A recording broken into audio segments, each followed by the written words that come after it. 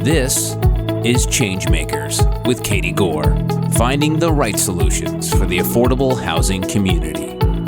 Thanks for joining me for my continued conversation with ChangeMaker Hunter Kurtz, the founding partner of Washington, D.C. area-based advisory firm Gatehouse Strategies. Hunter, we've been talking about your career in affordable housing and your work with HUD, but now let's talk about something recently one of your Gatehouse colleagues wrote about the use of artificial intelligence in housing lending. Can you help our listeners who may not understand what the connection is here? Sure. So we, sort of a little background, we found over the last really year and a few months that we've been in existence, we were approached in a number of very different varying sectors about opportunities, assistance that we could be providing them in the technology field. These range from, technologies in public housing realm to technologies in the mortgage and lending realm. So we partnered with a colleague and started a subsidiary of our company. And the gentleman's name is Dane Ehring, and he wrote the editorial that you're referring to. Dane is a former astrophysicist who has spent a long career working in the technology realm, worked for Steve Jobs and Eric Schmidt for a while, also owned his own mortgage technology company. And so we brought him in as the president of Gatehouse Digital, this sort of subsidiary of ours, to help sort of provide assistance to these various technology companies, as well as we even got contacted by communities that say, we want to know what's out there and how do we find technology that can help us with problem X?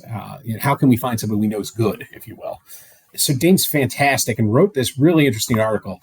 I am definitely not an expert in this realm, but basically what he's saying is, people are using artificial intelligence, people being mortgage companies right now, to the underwriting for a loan. And there's some concern by the current administration, specifically the CFPB, that this is, that there is some. We don't know what we're getting from this, and there could be underlying bias in what the artificial intelligence is doing. Dane's editorial is really fascinating. I'd encourage everyone to read it. He's basically saying, we need to be cautious about AI because it's a growing field. The evidence is there to demonstrate that it's not as biased as one might think. They're using the same data that current underwriters are using.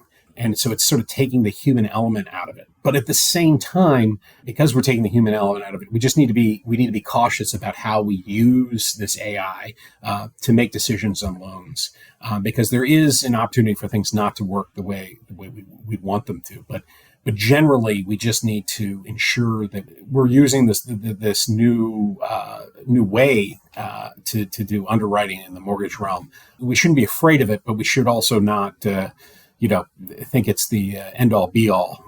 That we need to be cautious, optimistically cautious, I guess would be a good way to put it.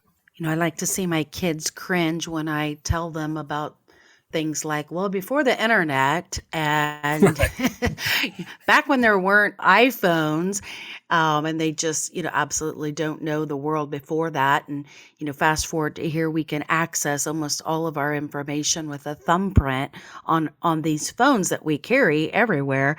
And when you cross-hatch that over to an industry like lending, even processing within a regulatory environment, it's amazing how far things have come, but yet we're still not on the cutting edge. And by that, I mean, the pandemic has really forced a lot of people to go to digital imprints, digital hearings, briefings, uploading through portals, and it forced this type of transactional data that we get to go into a more modern era, even though it's still a decade probably behind of where it should be. But I'm fascinated by what you're talking about here with AI being used for lending. And one would think that it would take out subjective components and force a structure to be more objective. And I guess that's part of the pro and con assessment that's happening here. Is that a summary of that? I think that's a very, very good summary. Yeah, I agree with you, and I think Dane is agreeing with you that yeah, it should take that subjective and make it more objective. It's not, to use an analogy I've already used, it's not the silver bullet. Mm-hmm. Speaking of things that you guys are doing out there, whether it's SiriusXM or whether it's some of these opt-eds, I also saw that you wrote an opt-ed for Housing Wire that talked about the work being done with youth aging out of foster care. Was this during your time at HUD, or is this some, like a continued involvement that you're in? What are the details of that particular program? I wrote the editorial after the staff in the Office of Public and Indian Housing won a SAMI, which is the highest award for public recognition for creative and innovative new government programs and ideas. This is probably the thing that I'm, out of my career, the most proud of that I've done. It didn't end it, but it's making a real dent in this problem that we face of homelessness amongst foster children that are aging out of their foster care. About around 25% of foster children end up homeless within the first number of years after graduating or leaving foster care.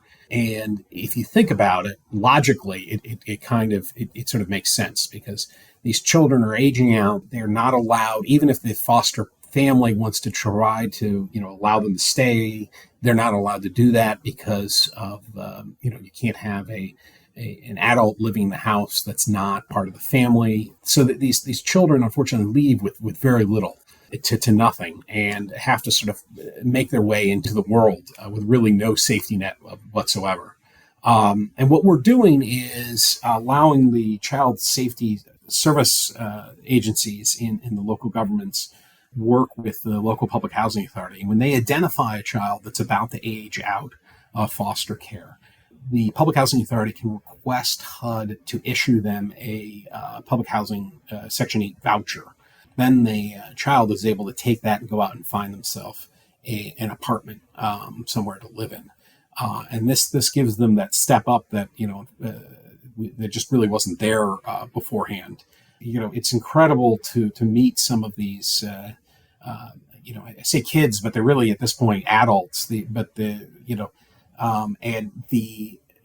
How impactful this is for them. They were looking at a really sort of bleak future, and now they have a place to call their own. It's incredible to see and meet some of these kids, because they also and then go out and almost immediately, some of them go out and adopt their siblings and have them live with them at this house.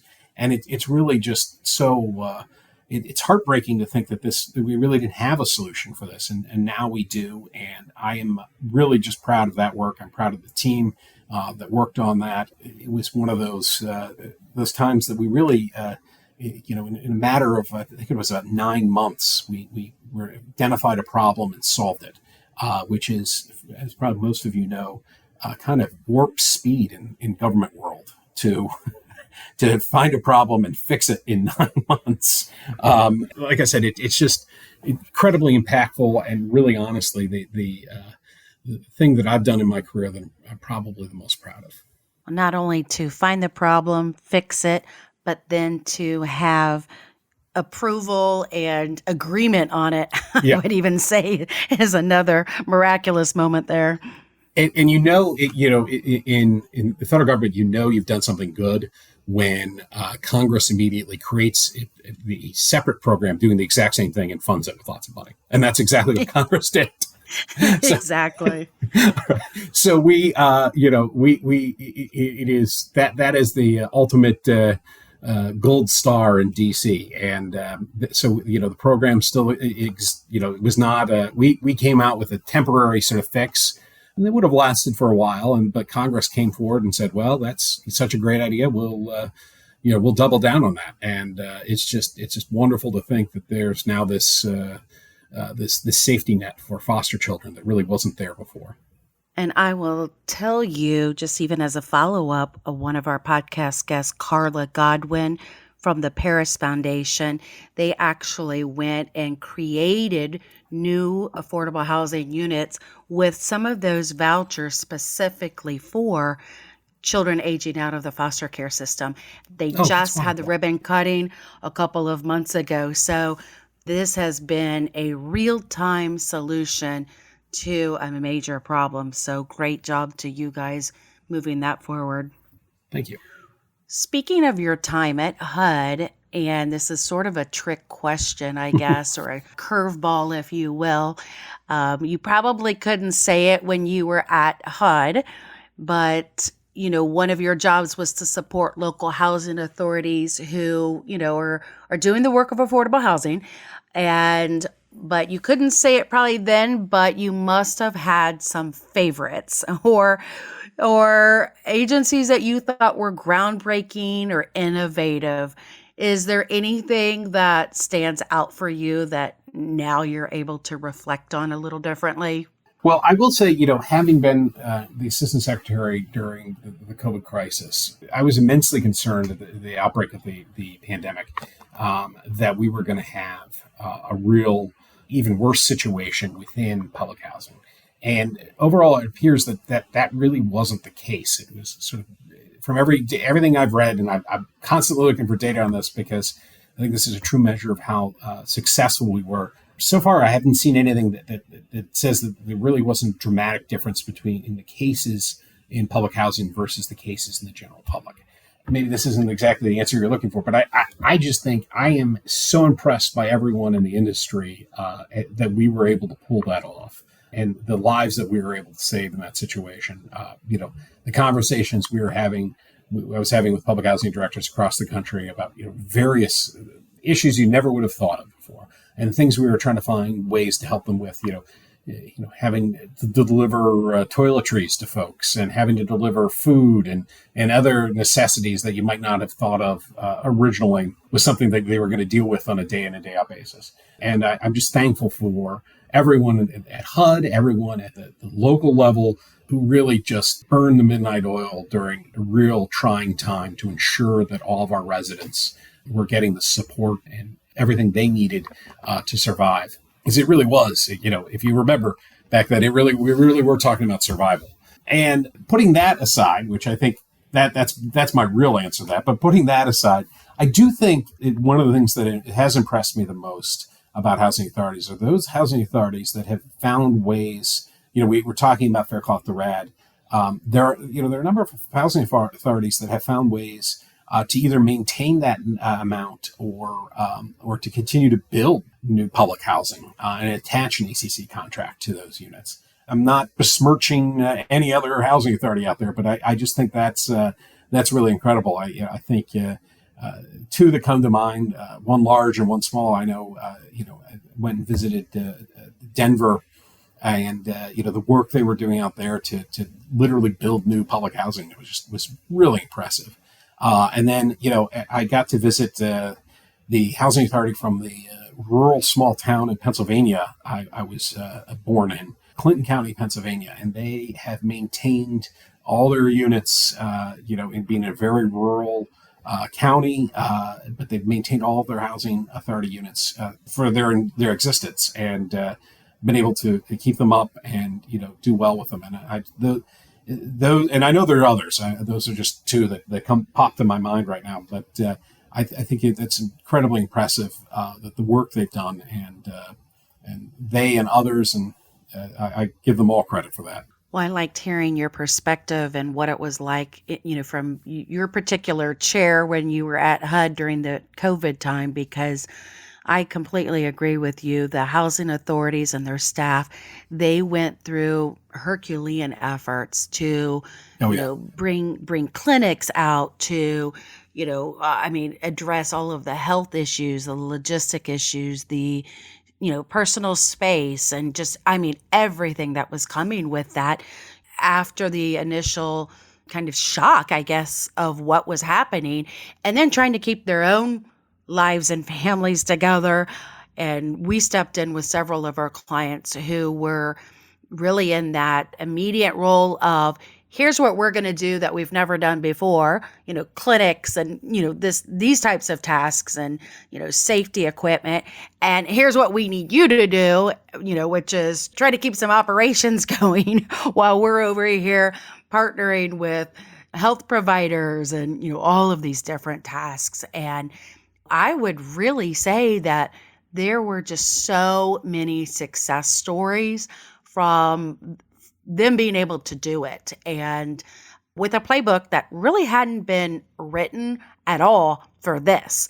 They've got other disaster preventative measures in place for natural disasters that are, kind of those one pop-up sort of issues, but nothing like this that is a prolonged intensity with changing guidelines. So this was a unique endeavor, and really the industry did very, very well despite all things given. No, I agree with you wholeheartedly. I think it's just it's a true success story. So thinking ahead now, as we're wrapping up the podcast here, if you were going to map out where you see strategies over the next 3 to 5 years, what do you predict and where do you want to be? And, how does that look for you guys? I think we at Gatehouse sort of see ourselves continuing to assist public housing authorities, those in the lending and financial services and servicing industries, especially as we seeing some real uncertainty in the economy right now. Seeing, this post-pandemic sort of, economy that's, interest rates are rising. It seems like the housing prices have leveled off. We still face a serious shortage supply of affordable housing. I think there's really some need. What we will hope to be able to help provide a service to ensure that both everyone from lending institutions to housing authorities, to local governments, state governments, providing them the assistance with navigating these sort of uncharted waters and dealing with HUD, the GSEs, Fannie and Freddie, and other regulatory bodies, and ensure that they have the ability to navigate these regulators, and as well as navigate the use of the funding that that groups like HUD provide, to ensure that it's being used efficiently and effectively to provide the services and affordable housing that it's designed to. Hunter, thank you so much for your time. And we've talked about a wide variety of things here, from AI to bipartisan policy center initiatives to homelessness and prevention and expansion of, housing stock. I have one final question, and I want you to give us a shout out about Detroit and how great it is, because I think Detroit is such an amazing city, and I would be remiss if I let you go without cheering on the city of Detroit. So give us a final parting thought here about the great city there. Well, my family and I fell in love with Detroit when we moved here. I think we initially planned to move here for 2 to 3 years and then move back to the DC area where we came from. My wife and I don't have any family in this area, but sort of saw it as an adventure to come out here when I worked for the city. And here we are almost 8 years later. We're still living in Detroit. When I was working at HUD, I actually flew back and forth on late Friday night, early Monday morning back to DC. Just fell in love with the city, fell in love with being part of sort of the rebirth of a great American city. I tell the story. I started to come out here years before I moved out here, so probably 2010, 2012, somewhere in there. And you would come downtown, and there wouldn't be. There was no one out during lunch hour. It was empty. And now, if you go downtown during lunch hour, there are restaurants, there are food trucks, there are events. It feels like any city in America, and it's incredible to see this rebirth and the city come back to life after really being devastated by the economic recession and the Great Recession. And I'm proud to have been part of that, and looking forward to seeing where the city continues to grow. and expand. I love it here. I'm a huge Detroit proponent and a big fan, and glad we're here. Well, it would definitely be a community redevelopment icon, and we are all cheering for the city. So press forward, and we'll continue to do our part to highlight what a great city it is. Hunter, thank you so much for your time, and we're glad that you were here. Thank you for having me. Thanks for listening to ChangeMakers with Katie Gore. To find out more about Katie, go to quadel.com. That's QUADEL.com. This has been a production of Forbes Books Radio.